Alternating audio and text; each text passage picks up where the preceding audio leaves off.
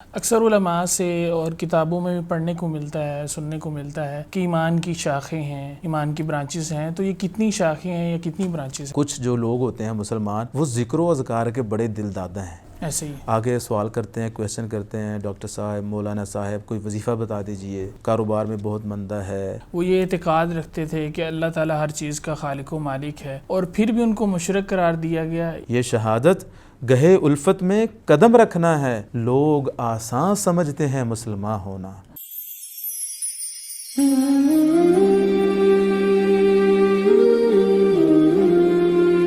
السلام علیکم ورحمۃ اللہ وبرکاتہ۔ بسم اللہ الرحمن الرحیم۔ ناظرین کرام، آپ دیکھ رہے ہیں پروگرام عقیدہ ہی راہ نجات ہے، اور میں ہوں آپ کا میزبان حافظ سعد الرحمن۔ میرے ساتھ موجود ہیں معزز مہمان جناب ڈاکٹر ارشاد الحسن ابرار صاحب۔ ناظرین کرام، ہمارے اس پروگرام میں گزشتہ 2-3 پروگراموں سے توحید کے بارے میں گفتگو چل رہی ہے، اور امید کرتے ہیں کہ آپ لوگوں کو اس سے فائدہ ہوگا، اور آج بھی انشاءاللہ اسی گفتگو کو ہم آگے بڑھائیں گے۔ میں تھوڑا سا آج کے پروگرام کے بارے میں بتاؤں تو آج انشاءاللہ ہم لا الہ الا اللہ کے بارے میں بات کریں گے، اس کا معنی اور مفہوم کیا ہے، اسی طرح اس کے تقاضے کیا ہیں، اس کی قدر و منزلت کیا ہے۔ تو میں ڈاکٹر صاحب کی طرف چلتا ہوں اور ان سے گفتگو کا آغاز کرتے ہیں۔ ڈاکٹر صاحب کیسے ہیں آپ؟ جی الحمدللہ، اللہ کا شکر، آپ سنائیں خیر؟ الحمدللہ الحمدللہ۔ ڈاکٹر صاحب سب سے پہلے یہ بتائیے گا کہ ایمان لفظ جو سننے کو ملتا ہے، اس کی تعریف کیا ہے؟ ایمان کس کو کہتے ہیں؟ دیکھیں، لفظ ایمان جو ہے قرآن مجید میں اور احادیث مصطفیٰ صلی اللہ علیہ وآلہ وسلم میں بارہا دفعہ استعمال ہوا ہے۔ ٹھیک ہے۔ لغت اور لینگویج کے اعتبار سے اس کا مطلب ہوتا ہے کسی چیز کی زیادتی، تصدیق اور اعتقاد، نظریہ۔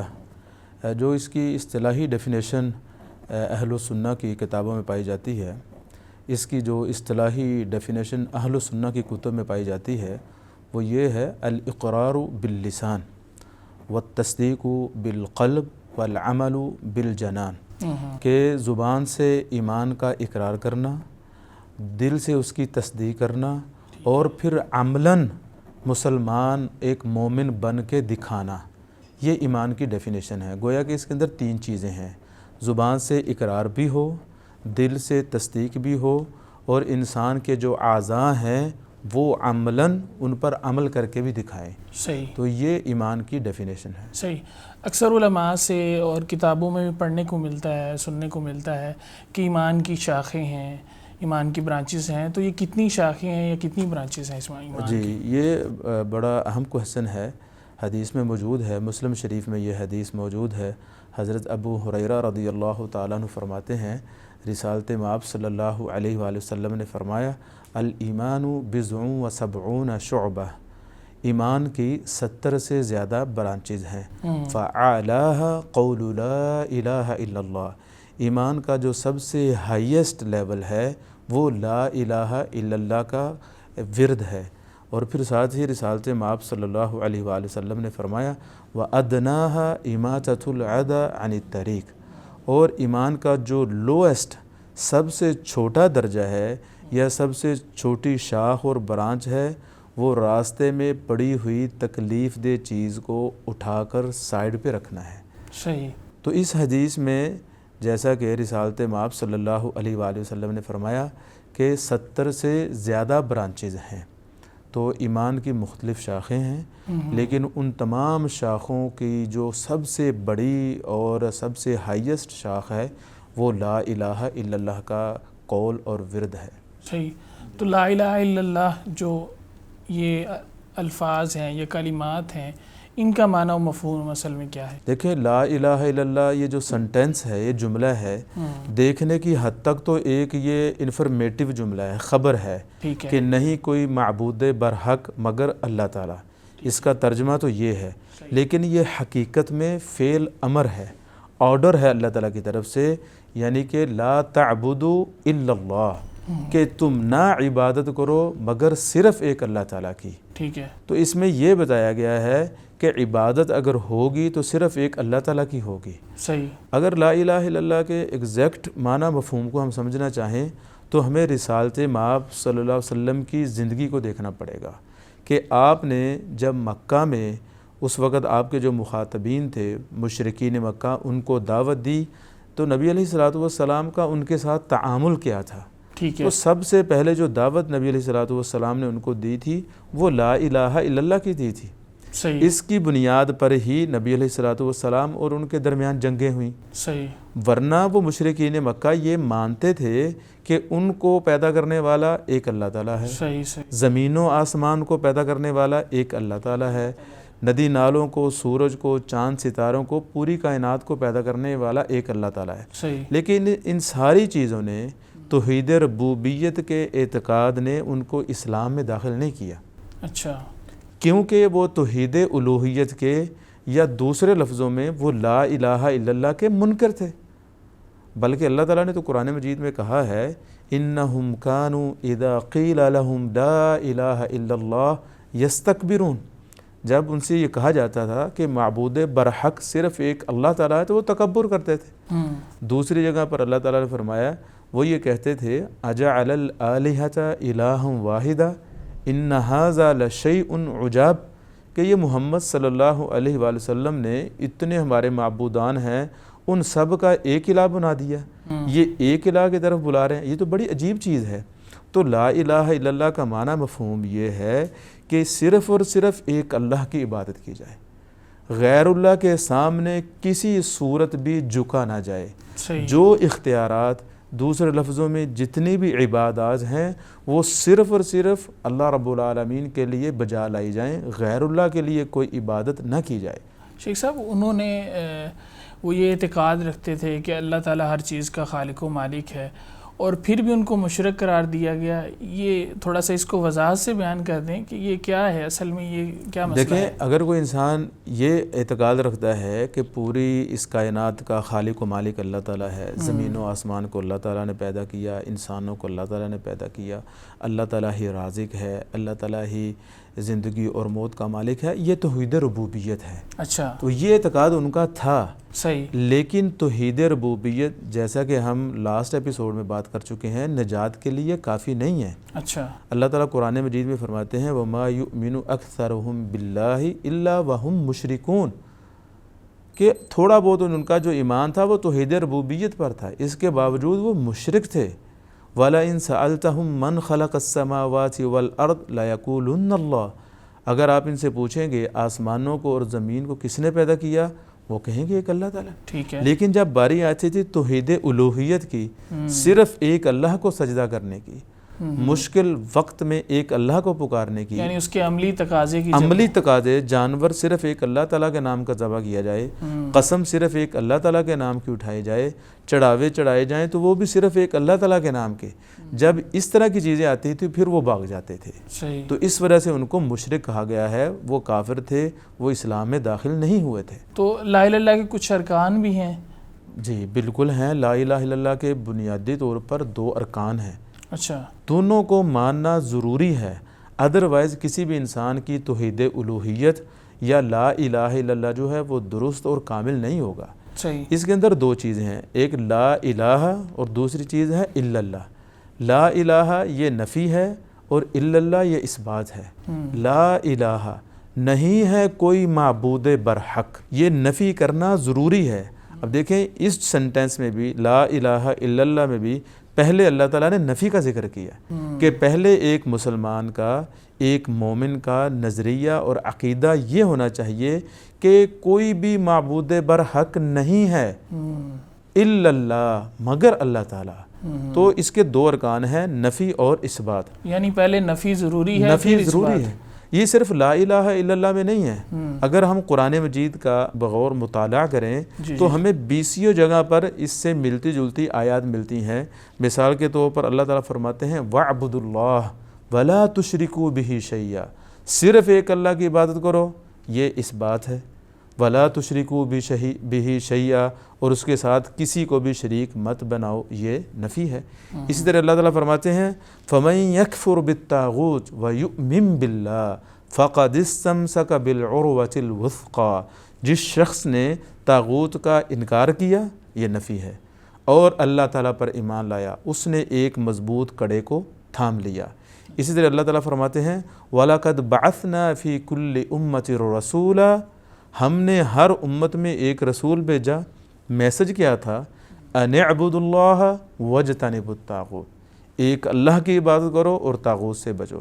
اس میں بھی ایک اللہ کی عبادت کرو یہ اثبات ہے، اور طاغوت سے بچنا یہ نفی ہے۔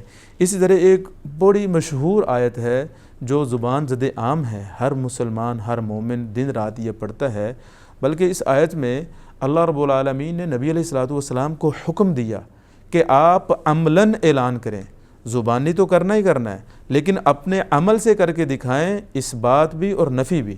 مثال کے طور پر اللہ تعالیٰ قرآن مجید میں فرماتے ہیں قل ان صلاتی ونسکی ومحیای ومماتی للہ رب العالمین۔ اے نبی صلی اللہ علیہ وآلہ وسلم آپ فرما دیجئے یقیناً میری نماز، ونسکی اور میری تمام عبادات، ومحیای اور میری زندگی، ومماتی اور میری موت للہ رب العالمین صرف ایک رب کے لیے، یہ اس بات ہے۔ دوسری آیت میں فرمایا لا شریک لہ وبذالک امرت وانا اول المسلمین۔ حقیقت یہ ہے اللہ رب العالمین کا کوئی شریک نہیں، نہ اس کی ذات میں، نہ اس کی صفات میں، نہ اس کے اسماء حسنہ میں، نہ اس کے اختیارات میں، کوئی اس کا شریک نہیں۔ وبذالک امرت، یہی میرے رب نے مجھے حکم دیا ہے، وانا اول المسلمین، میں فرما برداروں کی سب سے پہلے جو ہے فرما بردار بنتا ہوں، جو فرما بردار ہیں ان میں سب سے آگے ہوں۔ تو یہ اللہ تعالیٰ نے نبی علیہ الصلوۃ والسلام کو حکم دیا۔ تو لا الہ الا اللہ کے بنیادی طور پر دو ارکان ہیں، صرف ایک اللہ تعالیٰ کا اس بات کیا جائے اور غیر اللہ کا انکار کر دیا۔ انکار یعنی انکار ضروری ہے۔ انکار سے مراد جو اختیارات اللہ تعالیٰ کے ہیں، جو عبادات ہیں وہ صرف اور صرف اللہ تعالیٰ کے لیے کی جائیں، غیر اللہ کے لیے نہیں ہو سکتی۔ آپ نے حدیث ذکر کی، آپ نے ایمان کے جو شاخوں کے بارے میں 70 شاخوں کے بارے میں آپ نے ذکر کیا کہ سب سے اوپر والی جو شاخ ہے وہ لا الہ الا اللہ۔ جی بالکل۔ تو کیا لا الہ الا اللہ زبان سے کہہ دینا یہ عمل بیان کرنا مقصد ہے، یا اس کا جو معنی اور مفہوم ہے اور یہ عقیدہ یہ اس سے مراد ہے؟ دیکھیں لا الہ الا اللہ کی اگر ہم بات کریں اس کا معنی مفہوم یا اس کی امپورٹنس کیا ہے یا اس کی قدر و منزلت کیا ہے یا اسلام میں اس کا مقام و مرتبہ کیا ہے، میرا خیال ہے کہ یہ تو ہمارے ناظرین یا ہمارے جو سامعین ہیں ہر انسان جانتا ہے کہ اس کے بغیر تو کوئی انسان مسلمان ہی نہیں ہوتا۔ ٹھیک ہے، اگر وہ بائی برتھ مسلمان ہو تب بھی جب اس کو جو ہے سمجھ بوجھ آتی ہے تو وہ لا الہ الا اللہ کا اقرار کرتا ہے عملاً۔ اسی طرح جب کوئی انسان نیا مسلمان ہونا چاہتا ہے اس کے لیے بھی بنیادی شرط یہ ہے وہ اشہد ان لا الہ الا اللہ و اشہد ان محمد رسول اللہ صلی اللہ علیہ وسلم، اس کا اقرار کرے۔ یہ جو بنیادی شرط ہے لا الہ الا اللہ کے امپورٹنس کو، اس کی اہمیت کو سمجھنے کے لیے میرا خیال اتنا ہی کافی ہے، قرآن مجید کا جو سب سے پہلا حکم ہے وہ بھی لا الہ الا اللہ کا ہے۔ سورہ بقرہ میں اللہ تعالیٰ فرماتے ہیں یا ایھا الناس اعبدوا ربکم الذی، اے لوگو اس رب کی عبادت کرو جس نے تمہیں پیدا کیا، یہ لا الہ الا اللہ ہے۔ اسی طرح قرآن مجید میں جن چیزوں سے روکا گیا ہے ان میں سب سے پہلی چیز جس سے روکا گیا وہ لا الہ الا اللہ کے اپوزٹ چیز شرک ہے۔ اللہ تعالیٰ فرماتے ہیں فلا تجعلوا للہ اندادا وانتم تعلمون، اللہ تعالیٰ کے ساتھ کسی کو شریک مت بناؤ، تم جانتے بھی ہو۔ یہ بات ہم پہلے کر چکے ہیں کہ انسان پر اس دنیا میں آنے کے بعد ایک مسلمان پر یا جو نیا مسلمان ہونا چاہتا ہے اس پر یا مکلف پر جو سب سے پہلی چیز واجب ہے وہ کیا ہے؟ لا الہ الا اللہ ہے۔ نبی علیہ الصلوۃ والسلام نے فرمایا من قال لا الہ الا اللہ دخل الجنہ، جس شخص نے لا الہ الا اللہ کا اقرار کیا وہ جنت میں داخل ہو گیا۔ یہ تو صرف دنیا میں آتے وقت ہے، بلکہ اس دنیا سے جاتے وقت جب کوئی اپنی جان اپنے رب کے سپرد کر رہا ہو تو اس وقت بھی یہ لا الہ الا اللہ جس شخص نے پڑھ لیا اس سے بڑا خوش قسمت کون ہو سکتا ہے؟ کیونکہ رسالت مآب صلی اللہ علیہ وآلہ وسلم نے فرمایا من کان آخر کلامہ لا الہ الا اللہ دخل الجنہ، جس شخص کی اس دنیا سے رخصت ہوتے وقت آخری کلام لا الہ الا اللہ ہوئی وہ جنت میں داخل ہو گیا۔ میرا خیال ہے کہ اگر ہم لا الہ الا اللہ کی امپورٹنس کے بارے میں بات کریں تو بہت زیادہ ٹائم چاہیے۔ خلاصہ یہی ہے تمام انبیاء کرام کی دعوت کا مرکز و محور لا الہ الا اللہ ہے۔ ٹھیک ہے، جیسا کہ رب تعالیٰ قرآن مجید میں فرماتے ہیں وَلَقَدْ بَعَثْنَا فِي كُلِّ أُمَّةٍ رَسُولًا، ہم نے ہر امت میں رسول بھیجا، کس لیے؟ اَنِ اعْبُدُوا اللَّهَ وَاجْتَنِبُوا الطَّاغُوتَ، جتنی بھی آسمانی کتابیں نازل ہوئیں ان کتابوں کا مرکزی لیسن اور سبق یہ لا الہ الا اللہ تھا۔ اچھا، اللہ تعالیٰ فرماتے ہیں وَمَا أَرْسَلْنَا مِن قَبْلِكَ مِن رَّسُولٍ إِلَّا نُوحِي إِلَيْهِ أَنَّهُ لَا إِلَٰهَ إِلَّا أَنَا فَاعْبُدُونِ۔ اے نبی صلی اللہ علیہ وآلہ وسلم، ہم نے آپ سے پہلے جتنے بھی انبیاء اور رسول بھیجے ان سب کی طرف ہم نے وحی کی۔ تو وحی جو ہوتی ہے وہ آسمانی کتابیں ہوتی ہیں۔ صحیح، وحی کیا تھی کہ صرف ایک اللہ کی عبادت کرو۔ اسی طرح جن و انس کی تخلیق کا مقصد حضرت آدم علیہ السلام سے لے کے قرب قیامت تک جو آخری انسان آئے گا، تمام انسانوں کی تخلیق کا مقصد بھی لا الہ الا اللہ کا عملی جامع ہے، اس کا مصداق ہے، عملی مظاہرہ کرنا ہے۔ رب تعالیٰ فرماتے ہیں وَمَا خَلَقْتُ الْجِنَّ وَالْإِنسَ إِلَّا لِيَعْبُدُونَ، کہ میں نے جنوں اور انسانوں کو اپنی عبادت کے لیے پیدا کیا، اور وہ لا الہ الا اللہ۔ آخری بات کر کے میرا خیال ہے کہ اس موضوع کو ہم ختم کرتے ہیں۔ جی، کچھ جو لوگ ہوتے ہیں مسلمان، وہ ذکر و اذکار کے بڑے دل دادا ہیں، ایسے ہی، آگے سوال کرتے ہیں، کویشچن کرتے ہیں، ڈاکٹر صاحب، مولانا صاحب کوئی وظیفہ بتا دیجئے، ایسے ہی، کاروبار میں بہت مندہ ہے، یا بے چینی ہے، یا بیماریاں ہیں، کئی طرح کے مصائب ہیں، اولاد نافرمان ہیں، تو کوئی وظیفہ بتا دیجئے۔ تو جتنے بھی دین اسلام میں وظائف ہیں، سب وظائف کا خلاصہ لا الہ الا اللہ ہے۔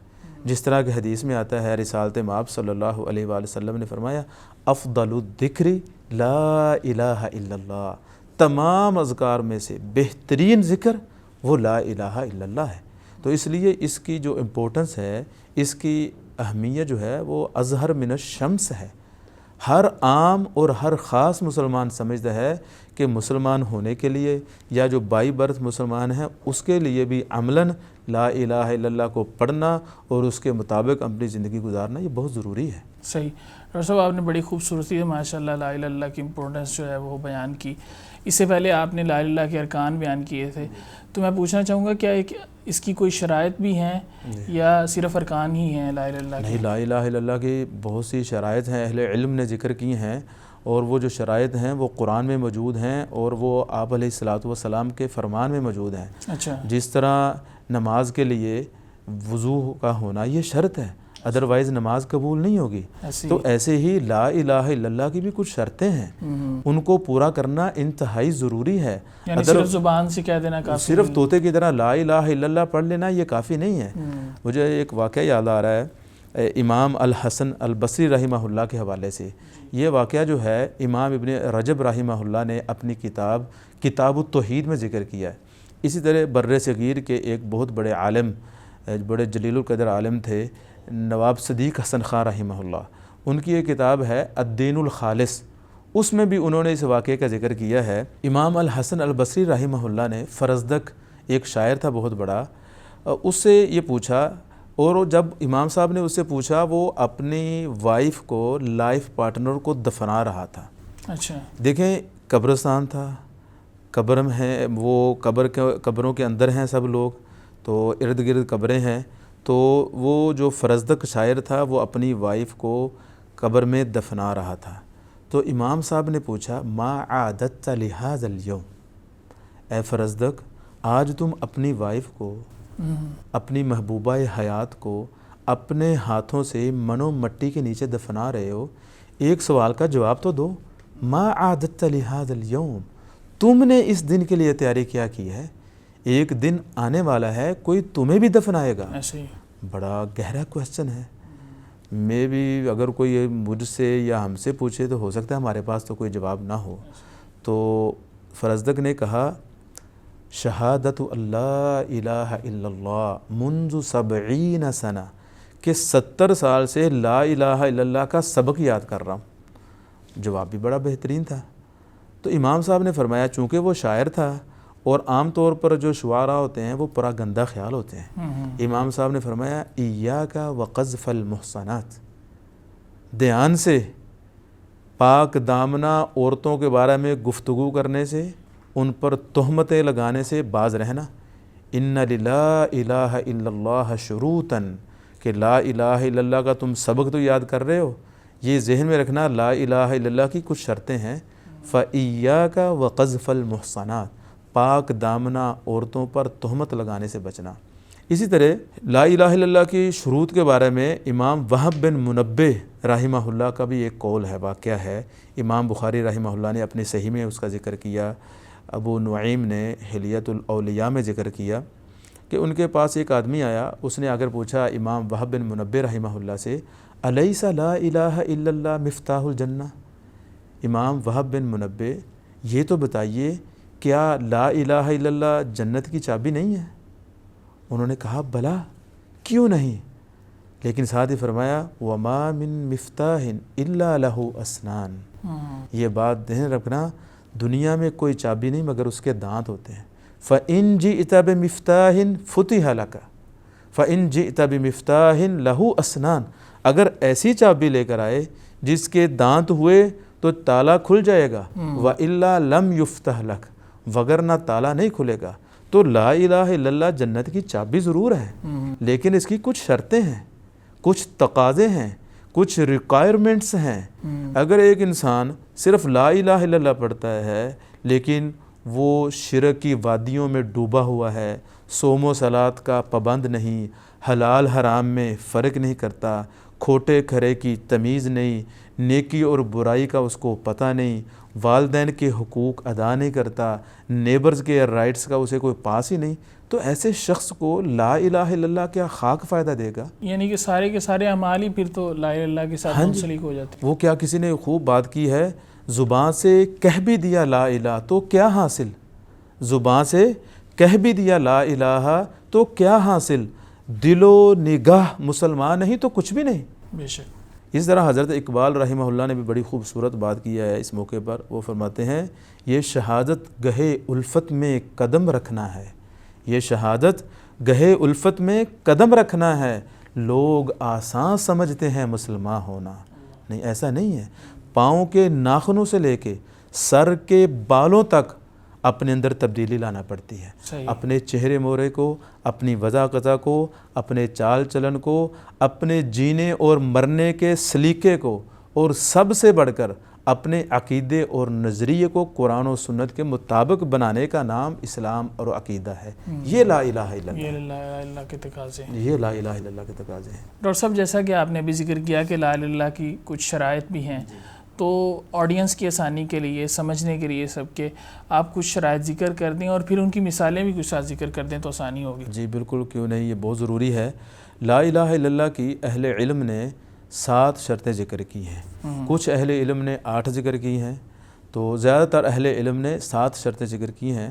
میرا خیال ہے کہ پہلے میں ان کا نام بتا دیتا ہوں، پھر 2-3 کی ہم ایکسپلینیشن یا توضیح کر دیں گے تاکہ ہمارے ناظرین کو بات سمجھنے میں آسانی ہو۔ سب سے پہلی شرط ہے العلم المنافی للجہل، کہ ایک انسان کو جو لا الہ الا اللہ پڑھتا ہے اسے لا الہ الا اللہ کا معنی مفہوم پتہ ہونا چاہیے۔ صحیح۔ دوسری شرط ہے الیقین المنافی للشک، کہ جو علم ہے وہ صرف علم نہ ہو بلکہ اس کا مکمل یقین ہو، علم سے بھی اگلا سٹیج ہو جو شک و شبے کو قریب نہ آنے دے۔ اسی طرح تیسری شرط جو اہل علم نے ذکر کی ہے وہ ہے القبول المنافی للرد، کہ وہ علم ہو اور اس پر یقین ہو، پھر اسے انسان دل و جان سے قبول بھی کرے۔ یہ نہیں ہے کہ اسے پتہ تو ہے کہ یہ صحیح ہے، یقین بھی ہے، لیکن عملاً وہ نہیں مانتا۔ اسی طرح چوتھی شرط اہل علم نے ذکر کی ہے الانقیاد المنافی للترک، کہ دل و جان سے انسان جھک جائے، سر تسلیم خم کر دے۔ اسی طرح 5ویں شرط ہے الصدق المنافی للکذب، کہ انسان لا الہ الا اللہ کو پڑھنے میں سچا ہو، جھوٹ نہ ہو، دل و جان سے اس کو پڑھ رہا ہو۔ 6ٹھی شرط ہے الاخلاص المنافی للشرک والنفاق، کہ وہ اس کے دل کے اندر اخلاص ہونا چاہیے، وہ اخلاص جو شرک کو اور نفاق کو قریب نہ آنے دے۔ آخری شرط جو ہے یا 7ویں شرط جو ہے الحب المنافی للبغض، کہ انسان لا الہ الا اللہ سے اور لا الہ الا اللہ پڑھنے والوں سے، جتنے بھی اہل اسلام ہیں ان سے ایسی محبت کرے کہ اس کے دل کے اندر کوئی کینہ اور بغض نہ ہو۔ کچھ اہل علم نے 8ویں شرط بھی ذکر کی ہے کہ وہ غیر اللہ کے ساتھ کفر بھی کرے، اللہ پر ایمان لائے اور غیر اللہ کا کفر کرے، جس طرح کہ اللہ تعالیٰ فرماتے ہیں فَمَن يَكْفُرْ بِالطَّاغُوتِ وَيُؤْمِن بِاللَّهِ، جو شخص طاغوت کا انکار کرے، طاغوت کا کفر کرے گا، اللہ پر ایمان لائے گا، فقد استمسک بالعروۃ الوثقی، اس نے ہی اسلام کے مضبوط کڑے کو تھام لیا۔ تو یہ 7 یا 8 شرطیں ہیں جو اہل علم نے ذکر کی ہیں۔ میں صرف 2-3 شرطوں کا خلاصہ بیان کیے دیتا ہوں تاکہ ہمارے ناظرین جو ہیں وہ بات کو سمجھ لیں۔ سب سے پہلی شرط تھی العلم، کہ لا الہ الا اللہ کا انسان کو ترجمہ آتا ہو، معنی مفہوم آتا ہو، اس کے تقاضے کیا ہیں، ریکوائرمنٹس کیا ہیں، وہ انسان کو پتہ ہو۔ ایک انسان طوطے کی طرح لا الہ الا اللہ محمد الرسول اللہ صلی اللہ علیہ وآلہ وسلم اس کا اقرار تو کرتا ہے، لیکن اسے پتہ ہی نہیں اس کا معنی مفہوم کیا ہے، اس کے مطابق اس کا عمل ہی نہیں۔ تو یہ جو شرطیں اہل علم نے ذکر کی ہیں وہ اپنی طرف سے نہیں ہیں، وہ قرآن مجید میں ذکر ان کا اللہ تعالیٰ نے کیا ہے۔ مثال کے طور پر سب سے پہلی شرط العلم، اللہ تعالیٰ قرآن مجید میں فرماتے ہیں فَعْلَمْ أَنَّهُ لَا إِلَٰهَ إِلَّا اللَّهُ وَاسْتَغْفِرْ لِذَنبِكَ، سیکھ لو، جان لو، یو شڈ لرن، تمہیں سیکھنا چاہیے، یہ تمہاری رسپانسبلٹی ہے، تم پر فرض ہے، لا الہ الا اللہ کا معنی سیکھو اور اپنے گناہوں کی بخشش مانگو۔ بلکہ دوسری جگہ پر اللہ تعالیٰ قرآن مجید میں فرماتے ہیں کہ لا الہ الا اللہ کی جو گواہی دینی ہے نا کہ معبود برحق صرف ایک اللہ تعالیٰ ہے، وہ علم کی بنا پر دینی ہے۔ اللہ تعالیٰ قرآن مجید میں فرماتے ہیں الا من شہد بالحق وہم یعلمون، جو حق سچ کی گواہی دیتے ہیں وہم یعلمون، اور وہ ان کے پاس علم بھی ہے، علم کی بنا پر گواہی دیتے ہیں۔ اور یہی بات رسالت مآب صلی اللہ علیہ وآلہ وسلم نے یوں فرمائی، آپ نے فرمایا من مات وہو یعلم انہ لا الہ الا اللہ دخل الجنہ، جو شخص اس حالت میں فوت ہوا وہو یعلم انہ لا الہ الا اللہ، کہ وہ شخص یہ جانتا تھا، اسے علم تھا، اس نے سیکھا تھا کہ معبود برحق ایک اللہ ہے، داخل الجنہ، وہ شخص جنت میں داخل ہوگا۔ اسی طرح جو دوسری شرط ہے وہ ہے یقین، صرف علم ہونا کافی نہیں، آپ کو اس علم پر اعتماد ہو کہ یہی حق ہے، یہی سچ ہے، جو میں نے سیکھ لیا ہے، قرآن اور حدیث یہ حرف آخر ہے۔ صحیح، اس کے دلائل بھی قرآن مجید میں موجود ہیں، یعنی شک و شبہ نہ پایا جائے، بالکل نہ ہو، کسی قسم کا کوئی ڈاؤٹ نہیں ہونا چاہیے۔ اللہ تعالیٰ قرآن مجید میں فرماتے ہیں انما المؤمنون الذین آمنوا باللہ ورسولہ ثم لم یرتابوا، پھر انہیں کسی قسم کا کوئی شک نہیں ہوا، صحیح، ڈاؤٹ نہیں، کنفیوژن نہیں، صحیح، اعتماد ہو، کانفیڈنس ہو، بصیرت ہو، جو میں نے سیکھا ہے، جو میں لا الہ الا اللہ پڑھتا ہوں، جو اس کا معنی مفہوم ہے کہ معبود برحق صرف ایک اللہ تعالیٰ ہے، اللہ تعالیٰ کے علاوہ جتنے بھی معبود ہیں وہ سب باطل ہیں، یہ اس کو یقین ہونا چاہیے۔ اور اس کی مثالیں احادیث میں بھی کثرت کے ساتھ موجود ہیں۔ رسالت مآب صلی اللہ علیہ وسلم نے فرمایا جس شخص نے یہ کہا اشہد ان لا الہ الا اللہ واشہد ان محمد رسول اللہ، جس نے یہ گواہی دی کہ نہیں کوئی معبود برحق مگر اللہ تعالیٰ اور محمد صلی اللہ علیہ وآلہ وسلم اللہ کے رسول ہیں، یہ دونوں گواہیاں لے کر آیا، لا یلقی اللہ بہما عبد غیر شاک فیہما دخل الجنہ، جو بندہ یہ دونوں گواہیاں لے کے اللہ تعالیٰ کو ملے گا اس حالت میں غیر شاک فیہما، اسے ان میں شک نہیں ہوگا، داخل الجنہ، وہ شخص جنت میں داخل ہو گیا۔ ایک اور حدیث میں آتا ہے رسالت مآب صلی اللہ علیہ وآلہ وسلم صحابہ کرام کے ساتھ ایک باغ میں بیٹھے ہوئے تھے، وہ لمبا واقعہ ہے، تو اتنے میں حضرت ابو ہریرہ رضی اللہ تعالیٰ عنہ تو نبی علیہ السلام نے اپنے جوتے حضرت ابو ہریرہ رضی اللہ تعالیٰ عنہ کو بطور نشانی، بطور علامت دیے اور فرمایا یا ابا ہریرہ اذهب بنا علی ہاتین، اے ابو ہریرہ میرے یہ دونوں جوتے لے کر چلے جاؤ، فمن رأیتہ وراء هذا الحائط، اس باغ کے باہر جس کو بھی تم دیکھو، یشہد ان لا الہ الا اللہ، اور وہ شخص گواہی دیتا ہو نہیں کوئی معبود برحق مگر اللہ تعالیٰ، مستیقنا بہا قلبہ، اور اس کے دل کے اندر یقین ہے، فبشرہ بالجنہ، اسے جنت کی بشارت دے۔ سبحان اللہ۔ تیسری شرط اور آخری شرط ہم یہ ذکر کر کے بات کو ختم کرتے ہیں، بات میرے حال کافی لمبی ہو گئی۔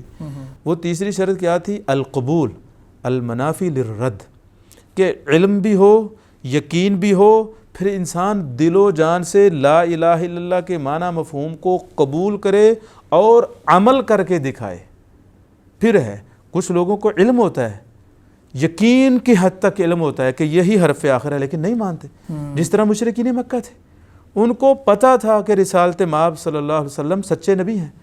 بلکہ لاسٹ ایپیسوڈ میں ہم نے بات کی تھی, فرعون کو بھی پتہ تھا کہ زمین و آسمان کا خالق و مالک ایک اللہ تعالیٰ ہے, لیکن اس بدبخت نے تکبر میں آ کے انکار کر دیا. اس نے کہا انا ربکم الاعلی, میں تمہارا رب ہوں. وگرنہ حقیقت وہ بھی جانتا تھا, مشرکین مکہ بھی جانتے تھے, تکبر کی وجہ سے وہ نہیں مانتے تھے. جس طرح کہ اللہ تعالیٰ نے ان کے بارے میں ذکر کیا, انہم کانوا اذا قیل لہم لا الہ الا اللہ, جب مشرکین مکہ سے کہا جاتا تھا نہیں کوئی معبود برحق مگر ایک اللہ تعالیٰ, یستکبرون, وہ تکبر کرتے تھے. بلکہ اللہ تعالیٰ نے بڑے واضح الفاظ میں کہا ہے وہ نبی علیہ الصلوۃ والسلام کا رد نہیں کرتے تھے, بلکہ وہ توحید الوہیت کا رد کرتے تھے. وہ کلمہ توحید لا الہ الا اللہ کے معنی مفہوم کو نہیں مانتے تھے. آج بھی ہمارے بڑے افسوس کے ساتھ کہنا پڑتا ہے, کچھ ہمارے مسلمان بھائی ہیں جو لا الہ الا اللہ کی عملی جو تقاضے ہیں ان کو پورا نہیں کرتے, بلکہ اس کے خلاف ان کا چال چلن ہے. اللہ تعالیٰ فرماتے ہیں فَإِنَّهُمْ لَا يُكَذِّبُونَكَ وَلَكِنَّ الظَّالِمِينَ بِآيَاتِ اللَّهِ يَجْحَدُونَ. اے نبی صلی اللہ علیہ وآلہ وسلم, یہ قریش مکہ آپ کو نہیں جھٹلاتے, لیکن اللہ کی آیات کو, اللہ کی توحید کو, عقیدہ توحید کو, الوہیت کو جھٹلاتے ہیں.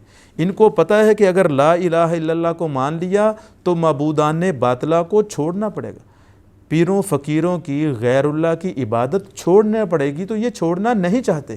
تو بہرحال ہم بات کر رہے تھے کہ تیسری شرط یہ ہے کہ لا الہ الا اللہ کا جو معنی اس نے سیکھا ہے, جو اس کو جس پر اس کو یقین ہے, اس پر دل و جان سے وہ عمل کرے. جس طرح کہ اللہ تعالیٰ قرآن مجید میں فرماتے ہیں انما کان قول المؤمنین اذا دعوا الی اللہ ورسولہ لیحکم بینہم ان یقولوا سمعنا واطعنا, کہ اہل ایمان کا قول یہ ہوتا ہے جب ان کو اللہ اور اس کے رسول کی طرف بلایا جاتا ہے, اللہ اور اس کا رسول ان کے درمیان فیصلہ کریں, تو ان کا آگے سے جواب کیا ہوتا ہے, سمعنا واطعنا, ہم نے سن لیا اور ہم نے مان لیا, دل و جان سے قبول کر لیا.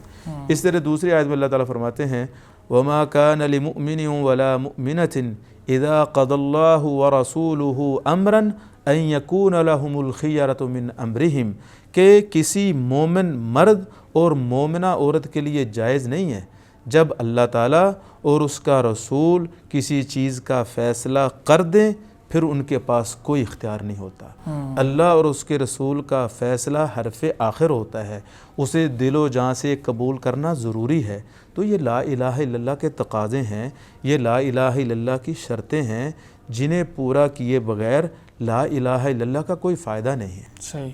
تو آپ نے یہ جو شروط ذکر کی ہیں یہ کس نے اپنی کتب نے, کون سے ائمہ نے اپنی کتب میں ذکر کی ہیں, یا صحابہ کرام سے مروی ہیں, یہ کس طرح آپ نے دیکھیں جو میں نے شروع ذکر کی ہیں, ہر شرط کی ساتھ قرآن مجید سے دلیل, احادیث مصطفیٰ صلی اللہ علیہ وسلم سے دلیل ذکر کی ہے. تو اس لیے سب سے پہلے یہ شرطیں قرآن نے ذکر کی, سب سے پہلے یہ شرطیں رسالت مآب صلی اللہ علیہ وسلم نے ذکر کی, اس کے بعد اہل علم نے ذکر کی. شیخ الاسلام امام ابن تیمیہ کے اقوال میں, امام ابن قیم رحمہ اللہ کے اقوال میں, معاصرین اور دیگر جو متقدمین اہل علم ہیں ان کے اقوال میں بھی ان شرطوں کا ذکر ملتا ہے. عملہ ڈاکٹر صاحب آپ کا بہت شکریہ, آپ نے بڑے اچھے انداز میں ماشاءاللہ لا الہ الا اللہ کے معنی مفہوم, اس کے ارکان و شرائط بیان کیے. امید کرتے ہیں انشاءاللہ یہ سلسلہ آگے بھی جاری رہے گا. تو ناظرین کرام, جیسا کہ آپ نے دیکھا کہ آج کے ایپیسوڈ میں ہم نے لا الہ الا اللہ جو توحید الوہیت کے بارے میں بات کی. اس میں ہم نے لا الہ الا اللہ کا معنی و مفہوم کیا ہے, اس کا حقیقی تقاضے کیا ہیں, اس کی شرائط کیا ہیں, اس کے ارکان کیا ہیں, اس بارے میں بات کی, اور انشاءاللہ اس سلسلے کو آگے بھی لے کر چلیں گے. اگر اس سے متعلقہ آپ کے ذہن میں کوئی سوال آتا ہے یا آپ اس کے بارے میں کوئی فیڈ بیک دینے چاہتے ہیں تو آپ ہمیں ضرور دیجیے. آج کے لیے ہمیں اجازت دیجیے. السلام علیکم ورحمۃ اللہ وبرکاتہ.